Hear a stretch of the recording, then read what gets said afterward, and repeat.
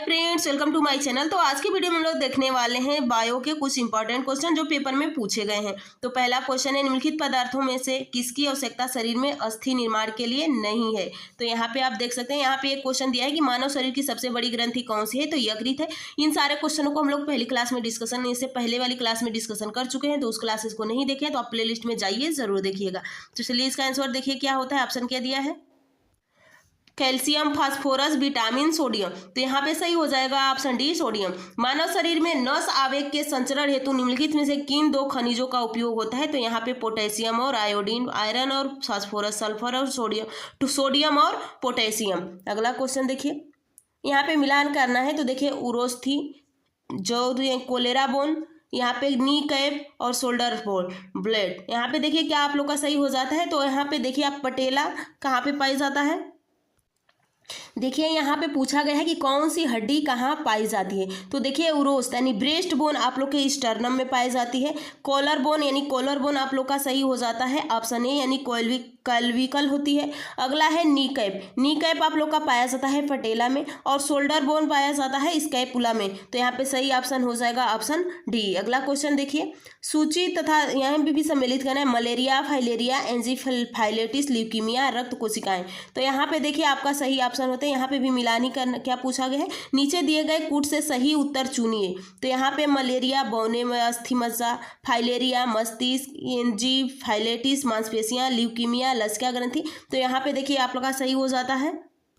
यहाँ पे देखिए मलेरिया, मलेरिया से प्रभावित होती है लसिका ग्रंथि। अगला है फाइलेरिया, फाइलेरिया आप लोग की मांसपेशियां में होती है। एंजीफाइलेटिस यहाँ पे आप लोग का हो जाता है बोन मैरो यानी अस्थि मज्जा में। यह ल्यूकीमिया होती है, ल्यूकीमिया में सॉरी यहाँ पे देखिए जो एंजीफाइलेरिया होता है यहाँ पे प्रभावित करता है रक्त कोशिका को। और अगला है यहाँ पे देख सकते हैं ल्यूकीमिया, तो ल्यूकीमिया आप लोग की अस्थि मज्जा को प्रभावित करता है यानी ऑप्शन बी सही हो जाता है। अगला क्वेश्चन देखिए, यहाँ पे भी मिलान करना, ब्रेस्ट बोन कहाँ पाई जाती है, collar bone, knee cap, shoulder bone. ये जो ऊपर आप लोग इसका मिलान किए हैं वही है। तो स्टर्नम आप लोग की कहाँ पे पाई जाती है। तो यहाँ पे देखिए यहाँ पे सही हो जाता है आप लोग का।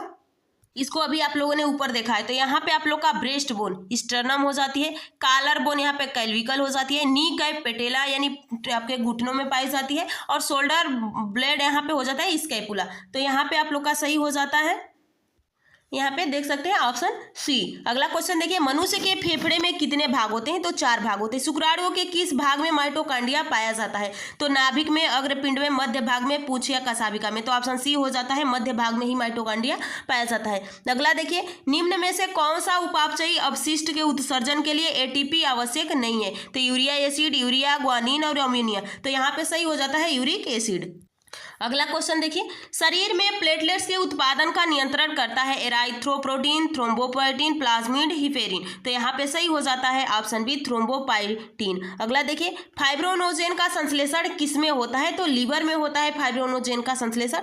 एटीपी है ऑक्सीकरण में सहायक एंजाइम, एक हार्मोन, उच्च ऊर्जा वाले फास्फेट बंध का अणु, और एक प्रोटीन। तो ऑप्शन सी सही हो जाता है। अगला क्वेश्चन देखिए, स्तनधारियों में कार्बोहाइड्रेट किस तरह से संचित होता है। तो लीवर तथा स्प्लीन में ग्लाइकोजन के रूप में, मांसपेशियों में लैक्टिक एसिड, लीवर और मांसपेशियों में ग्लूकोज, लीवर और मांसपेशियों में ग्लाइकोजन के रूप में स्थित होता है। अगला देखिए, यूरिया बनती है। तो यहाँ पे आप लोग का सही हो जाता है ऑप्शन डी, अनिर्धुन चक्र में। अगला देखिए, यहाँ पे देख सकते हैं, मानव स्वास्थ्य के लिए ट्रांस वसा सामान्यतः हानिकारक समझा जाता है क्योंकि यह स्तर एचडीएल, एलएडीएल। अगला देखिए, ट्राइग्लिसराइड का, इंसुलिन का, तो एल का बना होता है यानी ऑप्शन ए सही हो जाता है। अगला देखिए, निम्नलिखित रेडियो तत्वों में से किसका उपयोग मनुष्य के शरीर में रक्त प्रवाह की गति मापने के लिए किया जाता है। तो यहाँ पे सही हो जाएगा रेडियो सोडियम की।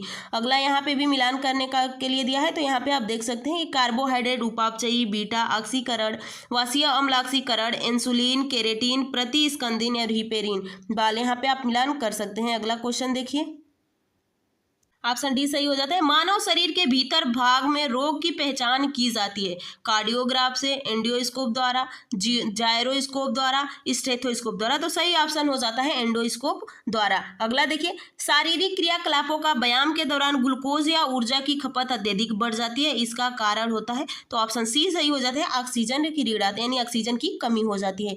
मनुष्य के शरीर में ताप नियंत्रण केंद्र यानी थार्मोसिस्ट कहाँ आ जाता है। तो यहाँ पे हाइपोथैलेमस हो जाएगा। मानव शरीर का कौन सा भाग ताप को नियंत्रित रखता है? तो यहाँ पे सही ऑप्शन हो जाएगा आप लोग का बी यानी फेफड़ा। अगला देखिए, मानव शरीर में त्वचा के नीचे पाए जाने वाले वसा का क्या कार्य होता है? तो शरीर के लवण को क्षय को रोकता है, शरीर की ऊष्मा को क्षय को रोकता है। अगला क्वेश्चन देखिए, हृदय की धड़कन को नियंत्रित करने के लिए आवश्यक खनिज है? तो यहाँ पे सही ऑप्शन हो जाएगा ऑप्शन सी पोटेशियम। मनुष्य में एफ्लाटॉक्सिन खाद्य विशेषज्ञता द्वारा सामान्यतः कौन सा अंग प्रभावित होता है? तो सही ऑप्शन हो जाता है ऑप्शन डी यकृत। अगला क्वेश्चन देखिए, ओजोन की सांद्रता में फुसफुस शोफ उत्पन्न कर मानव स्वास्थ्य को गंभीर रूप से प्रभावित करता है? तो यहाँ पे सही ऑप्शन हो जाएगा ऑप्शन डी 9 ppm पर। अगला देखिए, निम्न में स्वेदन किसे लिए महत्वपूर्ण है? तो शरीर के गंध निकालने के लिए, सामान्य स्वास्थ्य सुधार के लिए, त्वचा के रंध्र खोलने के लिए। अगला देखिए, शरीर के तापमान को नियंत्रित करने के लिए। सही ऑप्शन हो जाता है डी। स्टेपीज नाम है एक उत्तक का, एक वैज्ञानिक का, एक अस्थि का, एक जानवर का। तो ये अस्थि का नाम है और ये कानों में पाई जाती है, मैलियस इनकस स्टेपीज। अगला देखिए, निम्नलिखित कथनों पर विचार कीजिए। सोते समय तीव्र प्रकाश अवांछनीय होता है, कारण तीव्र प्रकाश में शरीर में मेलाटोनिन का उत्पादन अधिक होता है। तो यहाँ पे आपका सही हो जाएगा ऑप्शन सी, ये सत्य है आर असत्य है। यहाँ पे पूछा है तीव्र प्रकाश में शरीर में मेलाटोनिन का उत्पादन अधिक हो जाता है, ऐसा नहीं है। अगला देखिए, मनुष्य के आंख में रंग की अनुभूति किसके द्वारा होती है? तो यहाँ पे सही हो जाए, आप रंग को किसके द्वारा पहचान सकते हैं? तो यहाँ पे कोन सेल द्वारा, रॉड सेल द्वारा। तो कोन से कलर या कोन, इससे रिलेट कीजिएगा। और ये प्रकाश के लिए उत्तरदायी होती है। अगला देखिए, मानव नेत्र का वो भाग जिसमें रक्त वाहिकाएं उपस्थित नहीं रहती हैं। तो रक्त वाहिकाएं नहीं होती है आप लोग की कर्निया में। कर्निया सीधे ही ऑक्सीजन प्रकाश यानी हवा से ले लेता है, इसमें कोई वाहिकाएं नहीं पाई जाती हैं, इसमें ब्लड नहीं पाया जाता है। जब आंख में धूल जाती है तो उसका कौन सा अंग सूज जाता है और गुलाबी हो जाता है? तो यहाँ पे सही ऑप्शन हो जाएगा नेत्र श्लेष्मा। अगला देखिए, मानव भ्रूण का हृदय कब स्पंदन करने लगता है? तो अपने परिवर्धन के चौथे सप्ताह में। ऑप्शन सी सही हो जाता है। मानव शरीर में अधिकतम मात्रा में पाए जाने वाला तत्व होता है? तो सबसे ज्यादा पाया जाता है कैल्शियम। हमारे शरीर का अधिकतम भार बना है, देखना आगे। सही ऑप्शन हो जाता है ऑप्शन डी जल का। टीकाकरण में क्या होता है? तो यहाँ पे देखिए ऑप्शन आप लोग का सही हो जाएगा ऑप्शन ए, शरीर में ऐसे पदार्थ अंतःक्षेपित इंजेक्ट करना जो शरीर की प्रतिरक्षी उत्पन्न करने के लिए उद्दीप्त करते हैं। अगला क्वेश्चन देखिए, धूम्रपान शरीर में ऑक्सीजन की कमी उत्पन्न करता है क्योंकि इससे। तो यहाँ पे क्या हो जाएगा ऑप्शन बी यानी रक्त में ऑक्सीजन का अंश घटता है। ऊंचे पर्वतीय क्षेत्रों में नाक से रक्त क्यों निकलता है? तो क्योंकि वायुदाब कम हो जाता है। तो यहाँ पे सही हो जाएगा ऑप्शन ए, बाहरी दबाव की तुलना में कोशिकाओं में रक्त दबाव अधिक हो जाता है, यानी हमारे शरीर की दाब अधिक हो जाता है और बाहर के वातावरण का दाब कम हो जाता है। अगला देखिए, हृदय वाहिका रोग और अति रक्तदाब के खतरे का सामना कर रहे व्यक्तियों के संदर्भ में निम्नलिखित में से कौन सा एक अच्छा कोलेस्ट्रॉल माना जाता है? तो यहाँ पे आप लोग का सही हो जाएगा उच्च घनत्व लिपोप्रोटीन यानी HDL, हाई डेंसिटी लिपोप्रोटीन। पादपों और प्राणियों में परिवर्धन के लिए जनन द्रव्य जर्म प्लाज्मा की आवश्यकता होती है। जनन द्रव्य क्या होता है? तो